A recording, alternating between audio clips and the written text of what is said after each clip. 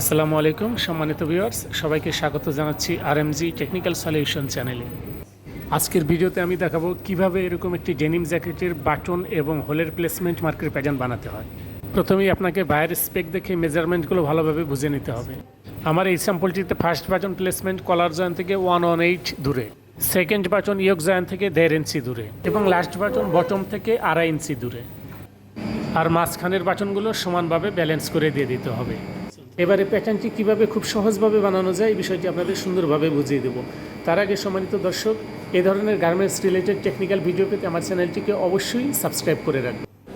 প্রথমেই আপনি যে সাইজের প্যাটার্নটি বানাবেন সুইং লাইন থেকে ঠিক সেই সাইজেরই 1 পিস 2 পিস বডি আপনি মাপ দিয়ে দেখে নেবেন এবং সেই রানিং বডি অনুযায়ী আপনি জাস্ট প্ল্যাকেটের লেন্থ দিয়ে নেবেন। দুপাশে দুটি দাগ দিয়ে অরিজিনাল বডিতে যে মেজারমেন্ট আছে অর্থাৎ রানিং প্রোডাকশনে যা হচ্ছে জাস্ট সেম হুবহু দুপাশে দুটি দাগ দিয়ে প্ল্যাকেটের লেন্থ আপনি নিয়ে নেবেন।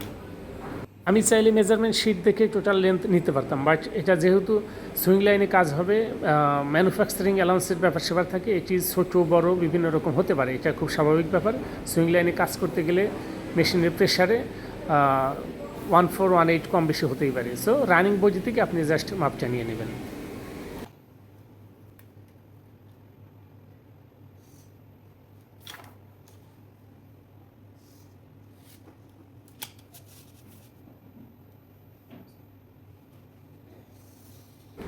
এরপর আপনি একটি উইথ নিয়ে নেবেন।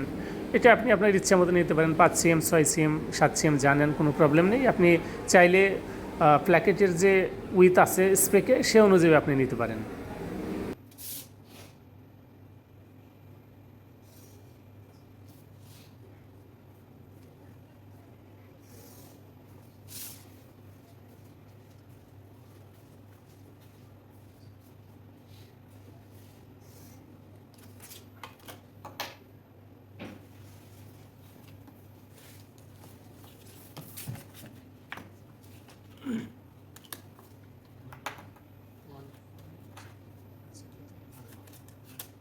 এবারে স্পেকের দিকে খেয়াল করুন, দেখুন এখানে বলা আছে লাস্ট বাটন প্লেসমেন্ট ফ্রম হেম, অর্থাৎ হেম থেকে শেষ বাটনের প্লেসমেন্টটা হচ্ছে 2.5 ইঞ্চি। সো আমি এই লাস্টের এই সীমানা থেকে জাস্ট 2.5 ইঞ্চি দূরে একটি মার্ক নেব, এটা হচ্ছে আমার লাস্ট বাটন প্লেসমেন্ট। এবারে আমি ফার্স্ট বাটনের প্লেসমেন্টটা নেব। এখানে শিটে বলা আছে first button placement from neck join seam, অর্থাৎ নেক জয়েনের সেলাই থেকে প্রথম বাটনের প্লেসমেন্ট হচ্ছে 118। সো আমি জাস্ট এই প্রথম নেক জয়েনের সেলাই থেকে অর্থাৎ প্রথম বাউন্ডারি থেকে আমি 118 দূরে একটা দাগ দেবো, এটা হচ্ছে আমার ফার্স্ট বাটন প্লেসমেন্ট।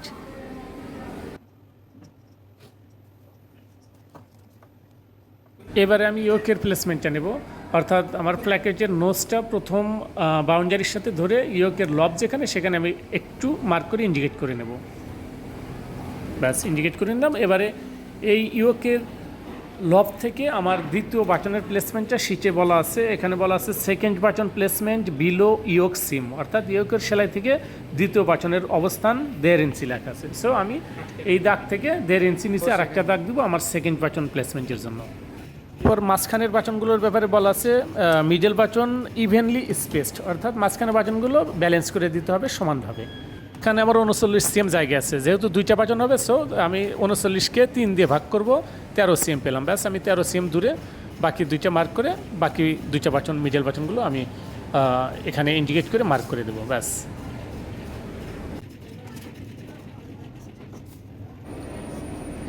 এরপর আমি সিজার দিয়ে দুই পাশের বাউন্ডারির যে দাগ আছে দাগ থেকে জাস্ট অল্প কিছুটা প্যাটার্ন রেখে বাকিটুকু কেটে ফেলবো।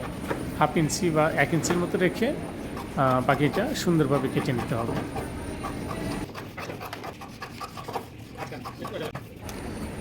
এরপর কোনো গেজ অথবা ফোমের উপর বোথ সাইড টেপ লাগিয়ে দুই বাউন্ডারিতে একটু করে গেজ লাগিয়ে নেবেন।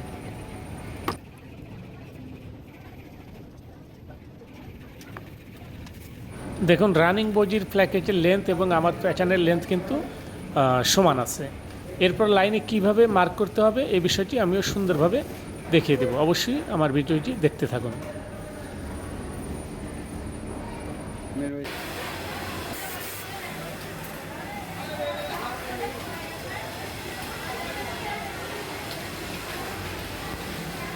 সম্মানিত ভিউয়ার্স, এই যে দেখতে পাচ্ছেন রানিং প্রোডাকশন লাইনে আমার এই বানানো প্যাটার্ন দিয়ে মার্ক হচ্ছে। প্রথমে নেক জয়েনের যে দাগ দেওয়া হয়েছে সেই নেক জয়েনের দাগের সাথে মিলিয়ে ফার্স্ট বাটন মার্ক করছে এবং লাস্ট বাটনটি হেমের বাউন্ডারির সাথে মিলিয়ে করছে এবং সেকেন্ড বাটনটি ইয়োকের গ্লবের সাথে মিলিয়ে করছে এবং বাকিগুলো যে দাগ দেওয়া আছে সেই দাগে দাগে মার্ক করছে এবং পরবর্তীতে এই মার্কের মাধ্যমে কিন্তু হোলের অপারেটর খুব নিশ্চিন্তে হোল করে যাচ্ছে। সম্মানিত ভিউয়ার্স, এই ধরনের গার্মেন্টস রিলেটেড টেকনিক্যাল ভিডিওগুলো এই চ্যানেলে এখন থেকে নিয়মিত আপলোড হবে।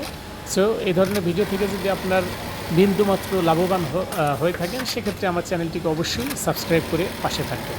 সকলকে অসংখ্য ধন্যবাদ।